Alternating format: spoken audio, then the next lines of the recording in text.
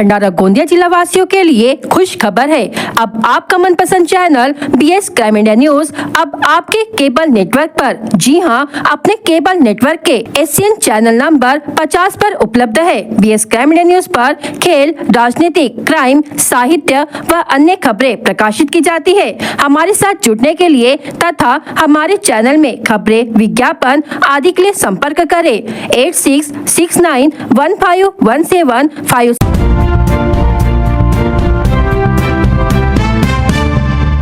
मोहाड़ी तहसील के वर्ठी निवासी सामाजिक कार्यकर्ता अश्विन शेंडे ने 4 अगस्त को आयोजित पत्र परिषद में गंभीर आरोप लगाते हुए कहा कि उनके नाम का दुरुपयोग कर 5 ब्रास रेत उठाई गई है, जबकि वे घरकुल योजना के लाभार्थी ही नहीं है। उन्होंने बताया कि 24 मई 2025 को उन्हें एक कॉल आया जिसमें OTP मांगा गया। कॉल सोनोली ग्राम पंचायत से संबंधित था, जबकि अश्विन शेंडे का उस ग्राम से कोई संबंध नहीं है। बाद में सूचना के अधिकार के तहत प्राप्त दस्तावेजों में यह सामने आया कि उनके नाम से एक ट्रक द्वारा 5 ब्रास रेत उठाई गई और उसी ट्रक से 1 मार्च से 9 जून तक 39 अन्य लोगों के नाम पर भी रेत का उठाव किया गया, जिनमें से लगभग 30 नाम पंचायत समिति की अधिकृत लाभार्थी सूची में नहीं है। इस पूरे मामले की शिकायत अश्विन शेंडे ने 9 जून को तहसीलदार, SDO, जिला खनिकर्म अधिकारी, जिलाधिकारी और पुलिस अधीक्षक से की थी। वर्ठी पुलिस ने 13 जून को 2 आरोपियों पर FIR भी दर्ज की थी, लेकिन उसके बाद जांच में कोई प्रगति नहीं हुई। पत्र परिषद में अश्विन शेंडे के साथ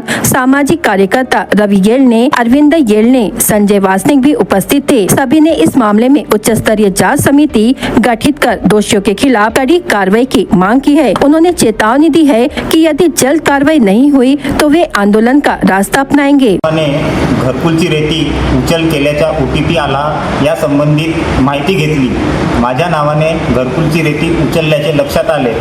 माझ्या आधार कार्डाचा दुरुपयोग करून तहसील कार्यालयामार्फत रेती उचलल्याची या संबंधाची अधिकाऱ्यांना केली, परंतु आतापर्यंत कार्यवाही झाली नाही। माहिती अधिकारात माहिती मागितली, ती अद्याप मिळाली नाही। त्यामुळे या प्रकरणातील संबंधित अधिकारी व कर्मचारी यांची सखोल चौकशी करून यांच्यावर कार्यवाही करण्यात येईल। नमस्कार, मी रवि येळणे।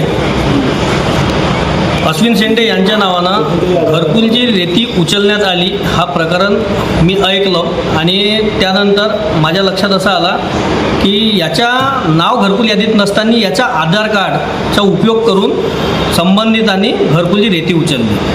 अश्विन शेंडे यांनी पोलीस स्टेशन वर्टीला तक्रार केली का माझ्या आधार कार्डचा दुरुपयोग झाला आहे, परंतु वर्टी पोलिसांनी अद्याप त्या आरोपीने कुठून त्याचा आधार कार्ड आणला याची चौकशी केली नाही। अश्विन शेंडे यांच्या नाव घरकुल यादीत नसतानाही भंडारा तहसीलमार्फत यांच्या नाव दाखवून रेती उचलण्यात आली। याने शासनाचा लाखो रुपयाचा महसूल गेला, परंतु अश्विन शेंडे यांच्या भविष्यात नुकसान झाला की यांच्या घरकुल कधी भविष्यात आला तर यांना मोफत रेतीचा लाभ मिळणार नाही, या लाभापासून वंचित राहतील। या प्रकरणाची तहसील कार्यालयाने अद्याप 2 महिन्यापासून चौकशी केली नाही। वारंवार तक्रारी झाल्या, मान्य जिल्हाधिकारी, मान्य खंडविकास अधिकारी, मान्य SP साहेब यांच्याकडे तक्रार झाली, परंतु कारवाई मात्र शून्यच आहे। या प्रकरणामध्ये आम्हाला असे सत्य माहीत झाले की भंडारा तहसीलमार्फत 200च्या जवळपास लाभार्थी बोगस दाखवून सरी त्यांच्या नावानं रेती उचलण्यात आली आहे। निव्वळ अश्विन शेंडे यांच्या घरी यांच्या नावानं ज्या ट्रकनी रेती उचलली त्या ट्रकनी 60 लोकांच्या नावानं अवैध नावाने रेती उचलली आहे। असाच प्रकार आणखी होऊ शकतो ही शक्यता नाकारता येत नाही, म्हणून उच्चस्तरीय चौकशी मान्य जिल्हाधिकारी यांनी करावी आणि या प्रकरणात न्याय द्यावा, शासनाचा महसूल बुडताना वाचवावा अशी मान्य जिल्हाधिकारी यांना तसेच महसूल मंत्री यांना विनंती करतो। स्थानीय अपराध शाखा ने बेहद जटिल जांच के बाद राजस्थान से अफीम डोडा मंगवाने वाले आरोपी का पता लगा लिया है। इस मामले में कन्हाटमो स्थित वीर तेजा राजस्थानी ढाबा के मालिक भजनलाल नेमीचंद यादव उम्र 28 वर्ष को गिरफ्तार किया गया है और उसने भंडारा में 3 बार डोडा मंगवाने की बात कबूल की है। 29 जुलाई को जवाहरनगर पुलिस स्टेशन की सीमा में खड़ी एक सफारी कार से 307 किलोग्राम अफीम डोडा जब्त किया गया। इस मामले में मादक पदार्थ नियंत्रण अधिनियम के तहत मामला दर्ज कर कार्रवाई की गई। उक्त डोडा और सफारी कार सहित भारी मात्रा में माल जब्त कर 2 आरोपियों को गिरफ्तार किया गया। पूछताछ के दौरान गिरफ्तार आरोपियों ने बताया कि उन्हें डोडा लेने वाले व्यक्ति का नाम और पते की जानकारी नहीं है। यह भी पता चला कि वे सामान्य कॉल करने से बचते थे और जिंगी ऐप के जरिए बातचीत करते थे। इस वजह से अगले आरोपी तक पहुंचना बेहद मुश्किल हो गया था। स्थानीय अपराध शाखा की टीम ने जब गिरफ्तार आरोपी दिलीप गंगाराम बिश्नोई को विश्वास में लेकर गहन पूछताछ की तो उसने स्वीकार किया कि वह पहले भी 2 बार भंडारा में डोडा ला चुका है। जैसा कि उसने बताया, डोडा लेने वाला व्यक्ति महिंद्रा कंपनी की एक सफेद रंग की कार लेकर आया था और वह व्यक्ति राजस्थानी भाषा बोलता था। इसके अनुसार मातनी टोल से साकोली टोल प्लाजा और भंडारा से देवरी रोड पर स्थित सभी राजस्थानी ढाबों की सघन जांच की गई। संबंधित ढाबों के मालिकों और कारों के फोटो गिरफ्तार आरोपियों के दिखाए गए और उनकी पहचान की गई। आरोपी दिलीप बिश्नोई ने कर्नाट मोह स्थित वीर तेजा राजस्थानी ढाबा के मालिक भजनलाल नेमीचंद यादव और उनकी कार की पहचान की। इसके बाद पुलिस ने भजनलाल को हिरासत में लिया और उससे पूछताछ की तो उसने 3 बार डोडा भंडारा बुलाने की बात कबूल कर ली है। भंडारा जिले के विभिन्न थाना क्षेत्रों में पुलिस द्वारा की गई विशेष पेट्रोलिंग के दौरान अवैध शराब और मोहपाल से संबंधित कई मामलों में कार्रवाई करते हुए लाखों रुपए का मुद्देमाल जब्त किया गया है। जवाहरनगर पुलिस थाना क्षेत्र में पेट्रोलिंग के दौरान आरोपी शाहपुर निवासी अंकुश कौडू शेंडे उम्र 56 वर्ष शाहपुर के खेत क्षेत्र में पकड़ा गया। उसके कब्जे से 9 प्लास्टिक चुंगलों में भरा हुआ कुल 270 किलोग्राम सड़वा मोहपाल कुल कीमत 54,000 रुपए का माल जब्त किया गया। गोपरवाही पुलिस थाना क्षेत्र में हीरापुर निवासी आरोपी लक्ष्मीकांत हांड के उम्र 24 वर्ष के पास से 3 प्लास्टिक ड्रम में भरा कुल 300 किलोग्राम मोहपास और 3 खाली ड्रम सहित कुल 61,500 रुपए का माल बरामद किया गया। लाखांदूर पुलिस थाना क्षेत्र में डोके सरांडी निवासी आरोपी नितेश पाधी उम्र 35 वर्ष के पास से एक बजाज पल्सर बाइक और 200 नग टायर ब्रांड देशी शराब कुल 63,000 रुपए का मुद्देमाल जब्त किया गया। उसी तरह साकोली पुलिस थाना क्षेत्र में 2 आरोपियों पर रोशन बडोले उम्र 38 वर्ष और बुद्ध भगवान गणवीर उम्र 59 वर्ष के पास से 2 कार्टन में कुल 200 नग टाइगर ब्रांड देशी शराब, एक बाइक सहित कुल 88,000 रुपए का मुद्देमाल जब्त किया गया। आरोपियों पर विभिन्न धाराओं के तहत मामला दर्ज किया गया है। भंडारा पुलिस स्थानिक गुने शाखा की अवैध रेत परिवहन के खिलाफ बड़ी कार्रवाई करते हुए कुल 12,12,000 रुपए मूल्य का मुद्देमाल जब्त किया गया। यह कार्रवाई भंडारा पुलिस स्टेशन अंतर्गत शास्त्री नगर क्षेत्र में की गई। पुलिस द्वारा दी गई जानकारी के अनुसार आरोपी विकेश भावराव भोयर उम्र 30 वर्ष, आदेश कामड़े उम्र 45 वर्ष, राकेश राजू पाचे उम्र 27 वर्ष और राजू मैपत शेंडे उम्र 45 वर्ष टाकली पुनर्वसन निवासी है। ये सभी बिना शासकीय परवाना और नियमों के उल्लंघन करते हुए आर्थिक लाभ के लिए ट्रैक्टर ट्रॉली द्वारा रेती की अवैध चोरी कर रहे थे। पेट्रोलिंग के दौरान पुलिस ने मौके से 2 ब्रास रेत, 2 स्वराज कंपनी के ट्रैक्टर क्रमांक MH36 L 3032 और MH36 L 5265 और दोनों ट्रैक्टरों की ट्रॉलियां क्रमांक MH36 G 2244 और MH36 G 2725 को जब्त कर कुल 12,12,000 रुपए मूल्य का मुद्देमाल जब्त किया है। इस प्रकरण में भंडारा पुलिस स्टेशन में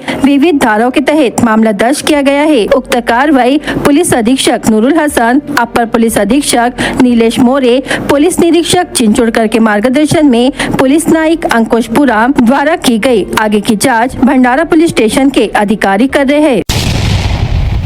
त्याविषयी मला हे पक्क माहित झालं की शिवसेनेचाही बाप मीच आहे।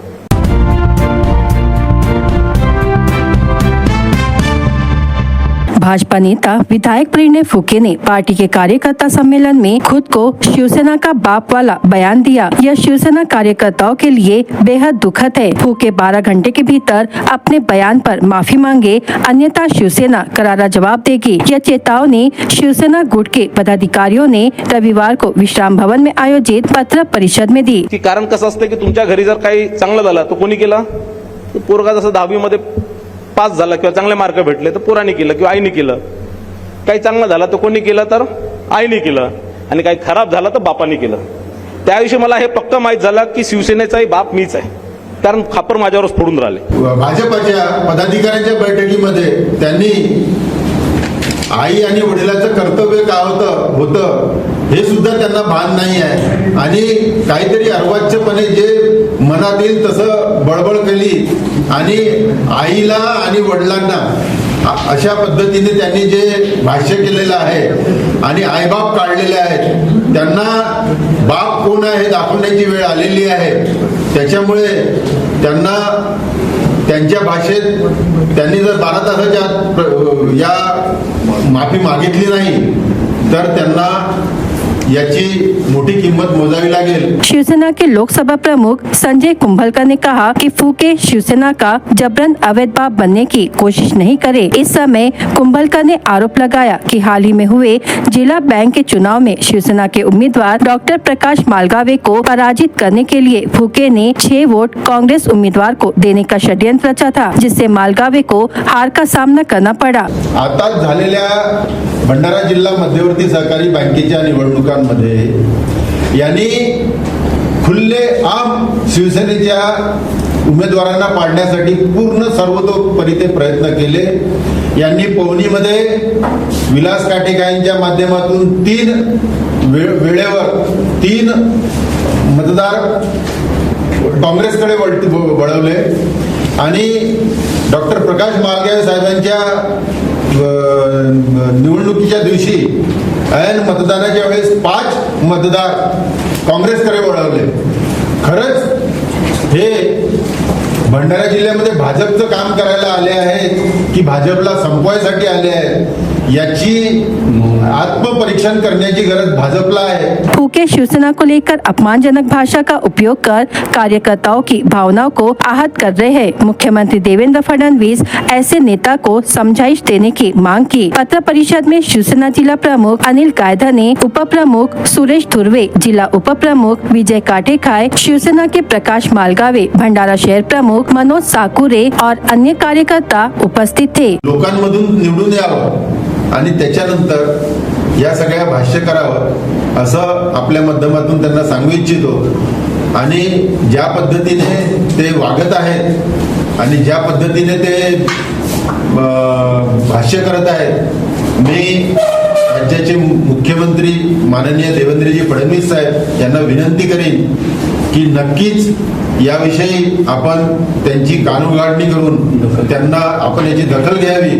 तसेच भारतीय जनता पक्षाचे प्रदेशाध्यक्ष माननीय रवींद्रजी चव्हाण आणि त्या दिवशी ज्यांच्या समोर त्यांनी हे जे भाष्य केलं असे आपले माननीय महसूल मंत्री बावनकुळे साहेब यांनाही विनंती आहे की याला तात्काळ या माणसावर लगाम लावावी आणि याला माफी मागावी लावावी. संजय कुंभलकर ने बताया कि शुक्रवार 1 अगस्त को जिला नियोजन भवन में हुई राजस्व विभाग की बैठक में विधायक नरेंद्र भोंडेकर घरकुल धारकों को रेत कब तक दी जाएगी, यह सवाल जिलाधिकारी से कर रहे थे. इसी समय फूके जबरन बीच में बोलकर भोंडेकर की बात को टालने की कोशिश कर रहे थे. फूके जबरन भंडारा पौनी विधानसभा के विधायक भोंडेकर के मुद्दे में मुंह डाल रहे थे. 1 ऑगस्टला ज्या पद्धतीने जिल्ह्याच्या महसूल विभागाच्या आढावा बैठकीमध्ये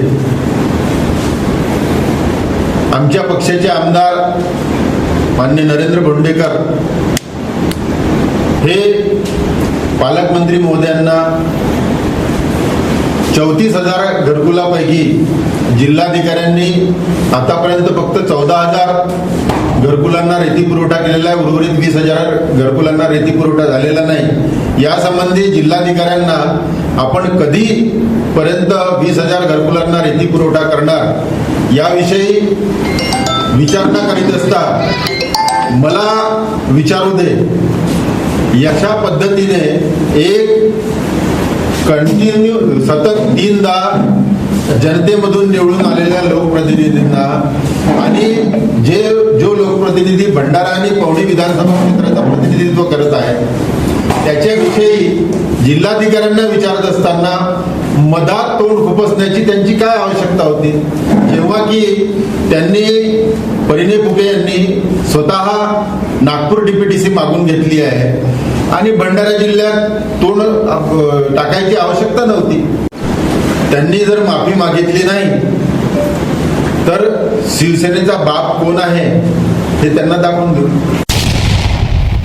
तुमसा शहर और तहसील में बीती 2 और 3 अगस्त को हुई 3 बड़ी चोरी की घटनाओं ने पुलिस की सुरक्षा व्यवस्था पर सवाल खड़े कर दिए हैं। पहली घटना 2 अगस्त की रात की है, जब नए बस स्थानक परिसर स्थित मातोश्री संकुल में अज्ञात चोरों ने एक मोबाइल दुकान का शटर गैस कटर से काटकर लाखों की चोरी को अंजाम दिया। दत्तात्रेय नगर तुमसा निवासी नीलेश विनोद भूरे की इस दुकान से चोरों ने 4 से 5 लाख रुपए मूल्य के 30 से अधिक महंगे ब्रांड के स्मार्टफोन और अन्य इलेक्ट्रॉनिक गैजेट्स चुरा लिए। घटना का पता 3 अगस्त की सुबह तब चला जब नीलेश रोज की तरह दुकान खोलने पहुंचे और शटर आंशिक रूप से खुला देखा। भीतर का सामान अस्त व्यस्त देख उन्होंने तुरंत पुलिस को सूचना दी। पुलिस ने मौके पर पहुंचकर पंचनामा कर अज्ञात चोरों के खिलाफ मामला दर्ज किया है। दूसरी घटना 3 अगस्त के तड़के 1 बजे से 2 बजे के बीच सिहोरा बाजार में करंडे ज्वेलर्स की दुकान में घटी। सिंहपुरी निवासी सुरेंद्र दामोदर करंडे उम्र 54 वर्ष की इस दुकान का शटर तोड़कर अज्ञात चोरों ने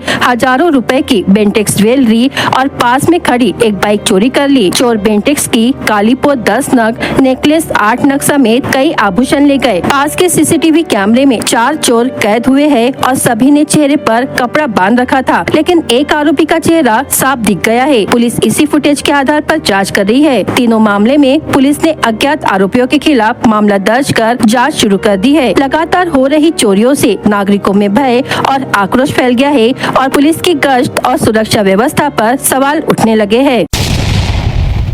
साकोली शहर के मध्य स्थित ऐतिहासिक तालाब की पार शुक्रवार तड़के लगभग 4:30 बजे फूट गई, जिससे गंभीर जल निकासी की स्थिति उत्पन्न हो गई। तालाब की जल धारण क्षमता लगभग 120 दशलक्ष घन मीटर थी, जिसमें से शनिवार सुबह 10 बजे तक करीब 90% पानी बह चुका था। शेष 10% पानी को बचाने के लिए न तो कोई योजना बनाई गई और न ही समय रहते संबंधित विभागों ने कदम उठाया। तालाब में मच्छिंद्र सहकारी समिति द्वारा इस वर्ष 3.5 लाख रुपए का मछली बीज डाला गया था। भीमा समाज के रामचंद्र के अनुसार पार टूटने से समिति को भारी आर्थिक नुकसान हुआ है और कई परिवारों की आजीविका प्रभावित होगी। घटना की जानकारी मिलते ही साकोली के पटवारी रामटेक ने शनिवार सुबह 10:30 बजे प्रभावित किसानों के खेतों का सर्वेक्षण कार्य शुरू किया। किसानों ने नाराजगी जताते हुए आरोप लगाया कि तालाब गहरीकरण के समय निकाली गई मिट्टी या तो दूसरी ओर डाली गई या बेच दी गई। अगर मिट्टी पार पर डाली जाती तो यह स्थिति उत्पन्न नहीं होती। उन्होंने दोषियों से वसूली और जिम्मेदार ठहराने की मांग की है। किसानों ने यह भी चिंता व्यक्त की है कि पानी न होने से सिंचाई, पशुओं के लिए पानी आदि कार्य प्रभावित होंगे। घटना की गंभीरता को देखते हुए भंडारा गोंदिया के सांसद डॉक्टर प्रशांत पडोले ने शनिवार दोपहर घटनास्थल का दौरा किया। उन्होंने मौके पर मौजूद अधिकारियों को फटकार लगाई और पूछा कि जब पानी बह रहा था तो रोकने का प्रयास क्यों नहीं किया गया। अधिकारियों ने श्रमिक न मिलने के कारण बताया, जिस पर सांसद ने तत्काल मौजूद ढीमा समाज और अन्य मजदूरों को खाली बोरियों में मिट्टी भरकर पानी रोकने का काम शुरू करवाया। किसानों, मछुआरों और नागरिकों को हुए नुकसान की भरपाई तथा दोषियों पर कार्रवाई की मांग तेज हो गई है।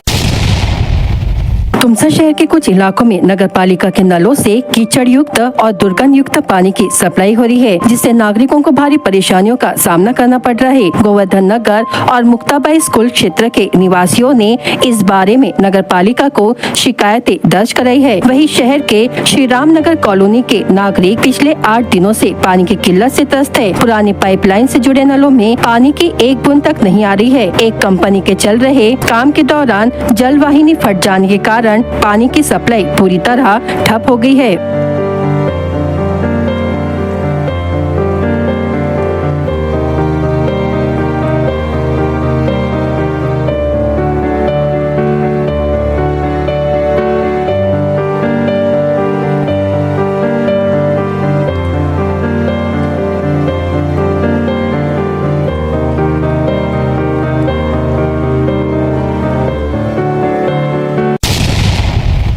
भारत के सर्वोच्च न्यायालय के न्यायमूर्ति B.R. गवई ने एक भावुक प्रसंग साझा किया। उन्होंने बताया कि एक समय उनके पिता वरिष्ठ समाज सेवी दादा साहेब गवई द्वारा स्थापित कॉलेज आर्थिक संकट से जूझ रहा था। वेतन देने तक के पैसे नहीं थे।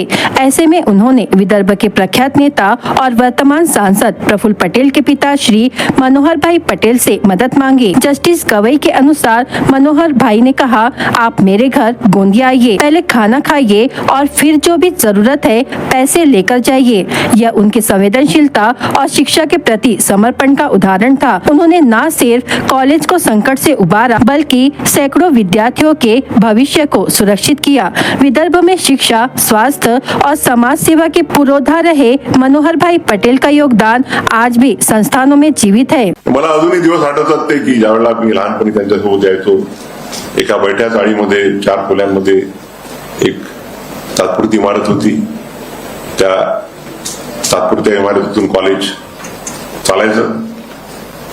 आणि अजूनही आठवते मला की एकदा त्यांच्याजवळ स्टाफला पगार देण्याकरता पैसे नव्हते. आर्थिक परिस्थिती समितीची एवढी गंभीर होती. दादासाहेब गवई आणि दादासाहेब कुंभारे या दोघांची मनोहरभाई पटेल आपले जे मंत्री होते प्रफुल्लभाई पटेल यांचे वडील, त्यांचे अतिशय जवळचे संबंध होते. आणि त्यांनी मग मनोहरभाईंना फोन केला की आमच्याजवळ पैसे नाही आहेत पगार द्यायला. तर मनोहरभाई म्हणाले ठीक आहे, तुम्हाला पैसे देतो, पण एक अट आहे की तुम्ही दोघेही जण गोंदियाला या, माझ्याकडे जेवण करा आणि पैसे घेऊन जा. आणि अशा परिस्थितीतून हे कॉलेज उभं राहिलं. आणि आज आपण बघतो आहे की शून्यामधून आज एक मोठी इन्स्टिट्यूट निर्माण झालेली आहे.